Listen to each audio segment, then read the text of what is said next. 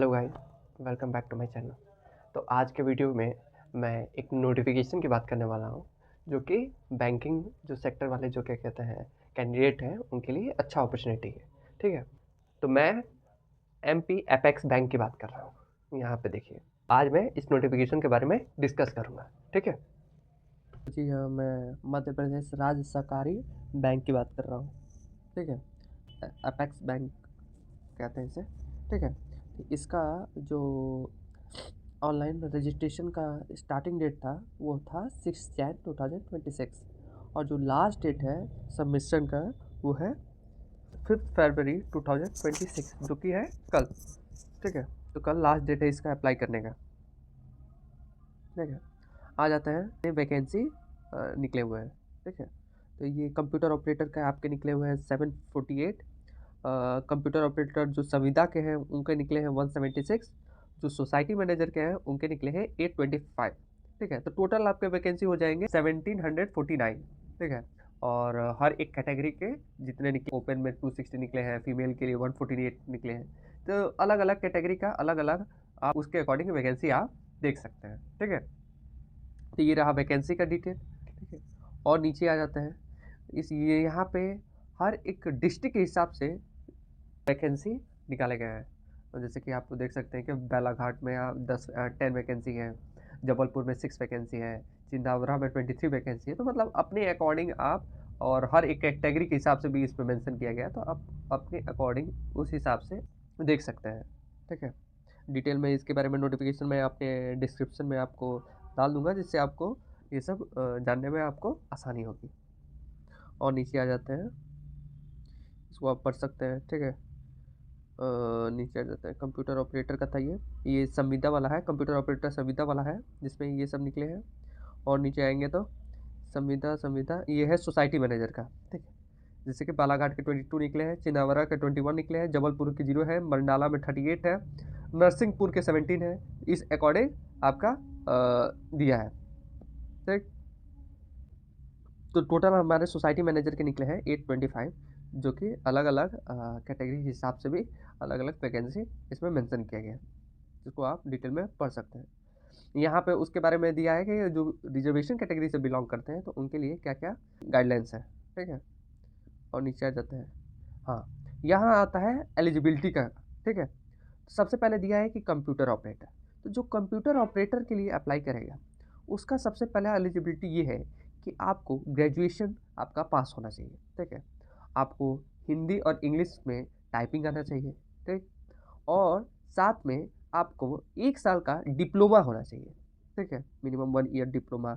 इसमें आप देख सकते हैं diploma from any university recognised by the UGC, diploma open university recognised by UGC, diploma level examination for DOEA. तो मतलब कंप्यूटर ऑपरेटर के लिए आपको सबसे पहला बात है कि आपको ग्रेजुएशन पास होना चाहिए, और दूसरा ये है कि आपको 1 साल का आपको डिप्लोमा होना चाहिए। अगर आपको है नहीं, जैसे कि 1 ईयर का अगर डिप्लोमा नहीं है आपके पास, तो आपको क्या होना चाहिए कि या फिर आप एमसीए आपका क्वालिफिकेशन होना चाहिए, एमएससी आईटी सेक्टर से हो सकता है, बीएससी आईटीसीएस हो सकते हैं, या फिर एमटेक का अगर आपने एमटेक भी किया है तब भी आप एलिजिबल हो जाते हैं। AICT approve political diploma in computer science या फिर कंप्यूटर एप्लीकेशन हो गया, आई लॉ। अगर आपके पास बीएससी या बीकॉम की डिग्री है जिसमें कंप्यूटर का एक सब्जेक्ट उसमें इंक्लूडेड है, तो तब भी आप एलिजिबल हैं। ठीक है, वही अगर सोसाइटी मैनेजर का भी देखा जाए तो सेम टू सेम वही एलिजिबिलिटी है। आप अगर कंप्यूटर ऑपरेटर संविदा वाला भी देखेंगे तो वही एलिजिबिलिटी है। ठीक है, और नीचे आ जाते हैं, इसमें ये है। हाँ, यहाँ पे एक और चीज़ मेंशन है कि आपका जो ग्रेजुएशन है उसका जो रिजल्ट है वो 30 नवंबर 2025 से पहले का हो जाना चाहिए। मतलब वो जो ग्रेजुएशन का जो रिजल्ट है वो 30 नवंबर 2025 से पहले का आपका ग्रेजुएशन कंप्लीट होना चाहिए। ठीक, ये देखिए हर एक लेवल का यहाँ पे पे स्केल भी दिया है, जो कि आपका मतलब जो सैलरी है आपको मिलेगी वो है लेवल 4 के हिसाब से 19,500 और सेंट तक। ठीक है, ये लेवल 4 की है, जिसमें ये बेसिक पे है, और उसके बाद HRA DA ये सब जोड़ जाड़ के आपके आपके अधिक हो जाएगा। मतलब मेरे ख्याल से अराउंड 40,000 के आसपास आपका हो जाना चाहिए। ठीक है, और नीचे आ जाए, नीचे आते हैं। हाँ, जो एज एलिजिबिलिटी जो बताया गया है वो है 18 ईयर्स के आप मिनिमम होना चाहिए और मैक्सिमम 35 ईयर्स का होना चाहिए। तो जो कैंडिडेट है वो 1 दिसंबर 1990 के पहले के नहीं होना चाहिए और 30 अक्टूबर 2007 के बाद के नहीं होना चाहिए। ठीक है, कुछ रिलैक्सेशन भी दिया गया है, जैसे कि फीमेल कैंडिडेट को 5 ईयर्स दिया गया है, SC ST को क्या कहते हैं 5 ईयर्स दिया गया है, यहाँ पे बैकवर्ड क्लास को भी 5 ईयर्स दिया गया है। मतलब इसका मतलब है कि जो MP के जो कैंडिडेट होंगे उनको ये रिलैक्सेशन मिलेगा 5 ईयर्स का, और जो MP के बाहर के लोग हैं तो वो जनरल कैटेगरी से बिलोंग करेंगे और वो उन लोगों को कोई ऐसा कोई रिलैक्सेशन नहीं मिलेगा। ठीक, आ जाता है नीचे। यहाँ पे कुछ गाइडलाइंस दिए हैं, कुछ डिटेल में दिए हैं, तो आप इसको अगर चाहें तो इसके बारे में और डिटेल में आप इसको पढ़ सकते हैं। और नीचे आते हैं, ये सब गाइडलाइंस है। ठीक है, तो आप चाहें तो इसको पढ़ सकते हैं। हाँ, यहाँ पे आते हैं, एप्लीकेशन फ़ी की बात करते हैं। तो एप्लीकेशन फ़ी तो SC ST और PWBD कैंडिडेट के लिए है, तो वो है 650 प्लस 18% ऑफ GST, मतलब अराउंड 800 के लमसम में आपका एप्लीकेशन फ़ी होगा SC ST और PWBD कैंडिडेट के लिए। ठीक है, और बाकी जो कैंडिडेट हैं उन लोग का 850 रुपीज़ और 18% GST, मतलब अराउंड 1000 का एप्लीकेशन फ़ी आपको लगेगा।